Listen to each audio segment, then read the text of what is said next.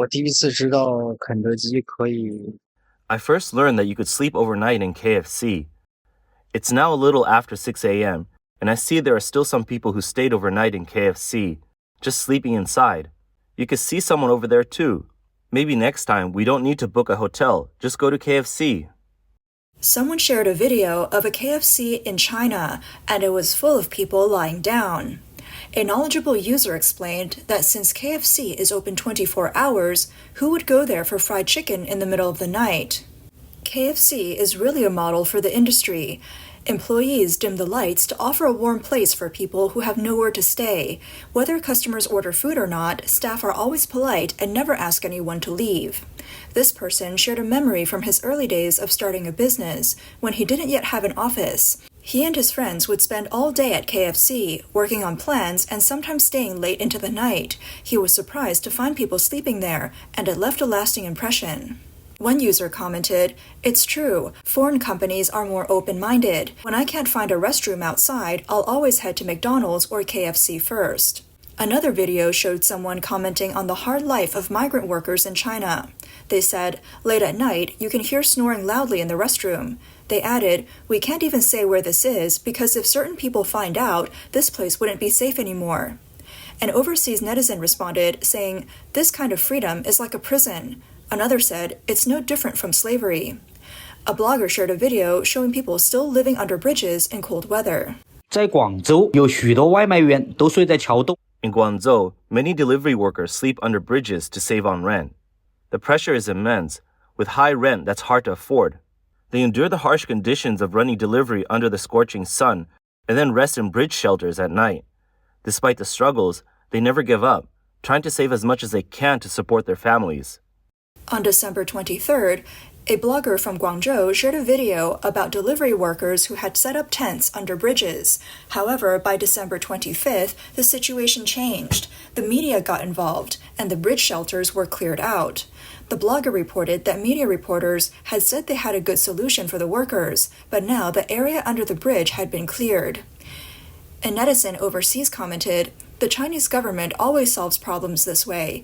Build tents under bridges, then clear the tents. Someone gets COVID, move them to another community. Someone complains about the economy, so censor the comments. In 12 years, the CCP has created a fantasy world in reality." Reports stated that on December 25th, not just in Guangzhou, but also in Shanghai and other large cities, shelters under bridges were simultaneously cleared. A person living under a bridge in Shanghai was filmed saying, 桥洞不让住了呀，栖息之地没有了呀。 They won't let us stay under the bridge anymore. There's no place to rest now. What do we do? Where can we go? A man was evicted from the bridge shelter and had a dispute with law enforcement officers. The officer said, "We're not saying you've committed a crime. You're just violating regulations." Am I committing a crime? I didn't say you're committing a crime. If I'm not committing a crime, why can't I stay here? You're violating regulations. Do you understand? I don't know. When people are no longer allowed to sleep under bridges, some end up sleeping in the drainage pipes. Lee, an unemployed young man, lives under a bridge in Guangzhou. He shared with overseas media that many young people who are unemployed, in debt, or struggling with low incomes choose to live under bridges to save money. Many don't even have tents or blankets and are often without food or proper clothing. Lee explained, "Around 100 people live under this bridge. Some of us are delivery drivers. Some sell things on the street. Some are live streamers. All of us can't afford rent." In Guangzhou, rent is over 1,000 yuan, but a job only pays a little more than 3,000 yuan a month. We save about 10,000 yuan a year by living here, and we don't have to pay for property fees, management fees, utilities, or parking fees. But filming this always gets my account blocked. A young man named Chen, who's unemployed, said, "I've been living in Guangzhou since I was a teenager. Now I'm out of work and living on the streets. It's hard to feel secure. Even getting food is a problem. I'm also afraid of being kicked out or arrested." Chen went on, "I've slept in parks, internet cafes, and on the streets. Without work, there's nowhere to go. I want to make money, but I can't. No matter how hard I try, it feels like nothing works. I'm physically and mentally exhausted, and the money I earn isn't even enough to buy medicine. There are so many people in China with no home, and those who are disabled or in trouble get caught all the time. We have no one to rely on, and no one cares." Another young man named Xu shared that many factories have shut down in Kunshan, and workers who don't want to leave are taking odd jobs to survive. But this year, even those jobs are harder to find. Daily wages have dropped to 130 yuan, and many are living under bridges, suffering from cold and hunger.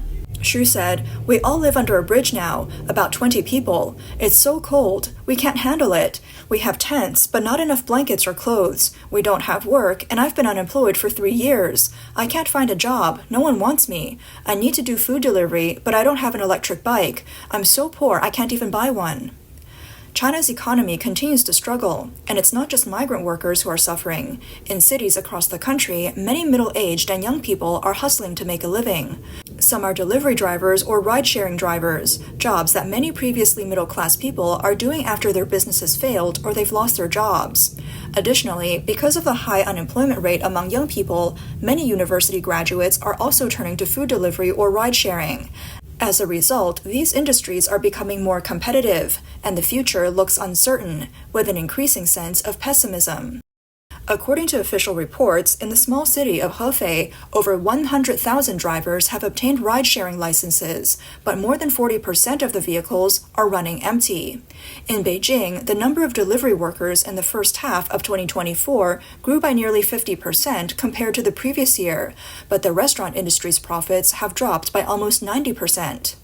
At the beginning of December 2024, in Kunshan, Jiangsu, a local park welded steel pipes onto park benches to prevent workers from sleeping on them. Many online criticized this as a cold-hearted move by the local government. One user commented, "If it weren't for the hardship, who would sleep in a park? So many unemployed people are sleeping in parks now." After public backlash, the local authorities removed the steel pipes, but netizens criticized the wasted cost of installing and removing them. You're putting all your energy into stopping people from sleeping in the park, but what about the people? No one seems to care. In the summer, people can sleep anywhere, but in the winter, when it's cold and rainy, there aren't many places to rest. You weld steel pipes on benches, and then patrol to chase people away. Do you see the people as your enemies? We've had thousands of years of history, where rulers knew that the people are like water. But this, it's going against everything. I heard they've already taken it down, but who's going to pay for the cost of installing and removing all this?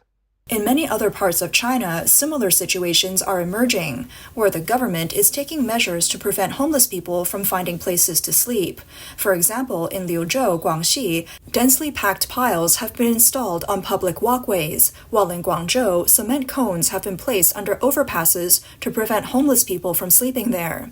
The authorities claim that these measures are for safety reasons, but netizens have criticized the sharp pyramid-shaped cement cones as deadly and compared them to fang-like arrangements or tombstones. They argue that the pointed cones resemble spear tips designed to harm, making homeless people terrified to rest in those places.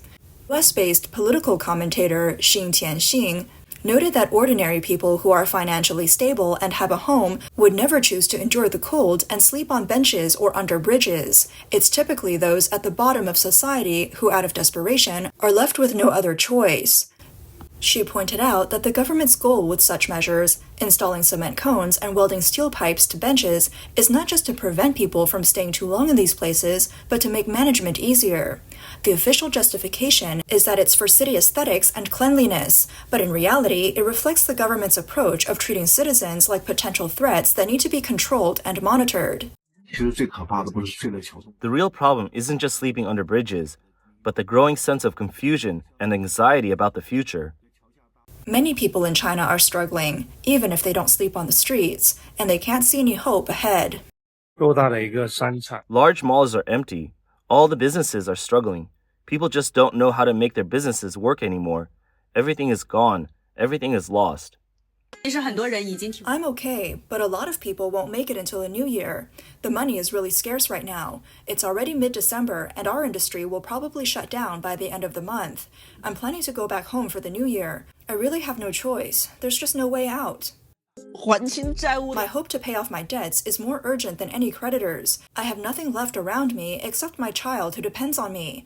Everything I've worked so hard to build in the first half of my life has fallen apart. For the past 5 years, I've been constantly pushed to the brink. I'm the owner of a clothing store. The judicial office gave me 1 day to raise wages for my workers, I've gathered part of the money, and tomorrow I'll go to the judicial office to settle the wages. I haven't run away. I'm out here raising the funds. 今年大家都穷到什么样呢？ This year, everyone's so poor. I haven't bought any clothes, and neither has my family. I only bought 2 pairs of shoes for my kids. Now that it's getting colder, we can't even turn on the underfloor heating. Last year, we used it for 2 months, but it cost 800 yuan a month. I thought about buying an electric heater, but it costs over 2,000 yuan. We already spent so much on heating. I can't justify the extra cost. Now the underfloor heating is off, and we can't even use the electric heater. All we have is a small stove. It looks like we'll just get through the year like this. Amid widespread hardship, the Chinese Communist Party, CCP, continues to indulge in lavish spending, hosting extravagant banquets in Beijing each year. Despite the government's repeated claims that the party and the state should lead by example in frugality to improve the lives of ordinary citizens, the CCP's actions tell a different story. While the public is not even allowed to sleep in underpasses, the government has been building luxurious retirement facilities for retired high-ranking officials, and even publicly bidding for such projects. On November 19, 2024, a public tender for an investment of over 10 billion yuan sparked public outrage. According to the announcement, the Tibet Autonomous Region government planned to invest over 10 billion yuan in building a retirement base for senior officials in Chengdu, Sichuan. This amount does not even include land costs. The total construction funding would be covered by the national budget, with about 90% of the funds coming from the central government, even though Tibet's local government has long faced fiscal deficits. The retirement-based project would cover nearly 650 acres and have a total construction area of over 1.45 million square meters. Once the news broke, it drew sharp criticism from the public. One netizen angrily commented, "While retired officials receive thousands in pensions, they still need special care facilities. After they pass away, they'll receive several times the amount of compensation compared to ordinary citizens. It's truly a paradise for the elite." Another remarked, "Having high pensions isn't enough. How can you expect people on minimum welfare to survive?" In response to growing discontent, the government has also announced some measures aimed at supporting the public, likely to present an image of concern. On December 31, 2024, the CCP's Xinhua News Agency reported that in 2025, the government would implement guidelines for identifying low-income populations and verifying the economic situation of low-income families. They also promised to develop policies to improve social assistance services. However, netizens reacted with sarcasm, with comments like, "First, solve the problem of people over 35 struggling to find work." Others expressed doubts about the new policies, saying, "How will you prevent corruption in the identification process?" One person pointed out, "The gap between the rich and the poor is growing. I hope the government will improve the situation, but don't expect too much." One person said, "I know of a family of 4 with a monthly income of 60,000 yuan, and the husband is still eligible for social welfare. After asking around, I found out that they have connections at the local government office." How can we prevent corruption in the process of determining eligibility? Some wondered if people earning as little as 3,000 yuan a month should be considered low income. Others cynically noted, once the standards are adjusted, there won't be any low-income groups left. This reflects widespread skepticism after years of poverty alleviation programs, which have often been criticized for failing to make a meaningful impact. China's economic downturn and rising unemployment are having a significant effect, but the CCP does not have clear figures on low-income populations. In October 2023, China's Ministry of Civil Affairs reported that more than 66 million people were identified as low income, roughly 4.7% of the total population. However, in May 2020, Premier Li Keqiang stated that approximately 600 million people in China live on monthly incomes of just about 1,000 yuan, which makes even renting a home in a mid-sized city difficult. Professor Li Shi from Zhejiang University recently mentioned that about 65% of China's population has not reached the middle income standard, meaning roughly 900 million people are low income. However, in 2021, CCP leadership announced the comprehensive victory in poverty alleviation, despite these troubling statistics. In recent years, China has built a system to monitor low-income populations, but reports of fraud and corruption where wealthy individuals have been found receiving low-income benefits continue to surface. In May 2024, official media reported that the Ministry of Civil Affairs had instructed local authorities to strengthen monitoring and verification of low-income populations, focusing on preventing risks. Chinese-American economist Li Hengqing questioned whether the money will actually reach the most desperate individuals. A netizen on X wrote, "The goal of these policies isn't to help people, but to maintain stability. It's about dividing unemployed, disabled, and elderly populations in order to prevent them from rebelling against the government due to poverty." In 2024, China witnessed several high-profile attacks, prompting President Xi Jinping to demand that local authorities strengthen risk source prevention and control. In response, a nationwide crackdown was launched to investigate and monitor certain vulnerable groups, particularly those categorized as the 8 lost groups and the 3 lows and 3 fews. The 8 lost groups refer to individuals who have suffered failure or hardship in various aspects of life: investment failure, unemployment, emotional distress, relational issues, mental instability, and lack of guidance during youth.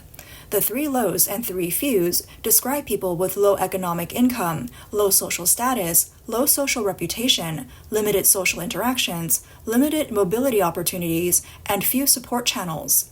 These classifications broadly target economically disadvantaged populations. According to Chinese affairs expert Wang He, the Chinese government's typical response to such indiscriminate attacks is to quickly implement high-pressure control measures. He argues that this approach exacerbates social tension, creating an atmosphere of fear and suspicion among the public.